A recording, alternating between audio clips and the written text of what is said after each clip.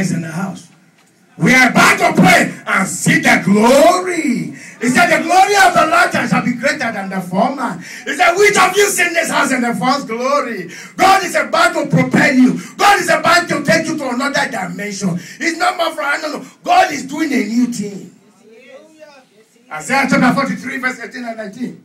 He said, remember ye not the former things of the things of the old. For behold, I will do a new thing. It shall spring forth. Shall you not know it? I am the God that make rivers even in the desert. Is there anything too difficult? As you stand in this line today, I want you to believe that God is about to do something. The Bible says, look up to Jesus, the author and the finisher of your faith. He said, I will look up to the hill from where cometh my help. My help coming from the maker of the heavens and the earth. He's talking about Psalm 91. He that dwelleth in the secret place of the Most High shall abide under the shadows of the Almighty. And I said, the Lord is my refuge, my fortress, my God. In him will I trust. Thank you, Holy God. Father, I thank you for your word. We bless your holy name. We ask, oh God, we ask for demonstration of signs and wonder. Even now, in Jesus' name. You can lie to my left, you lie to my right. Let's watch God do unusual glory.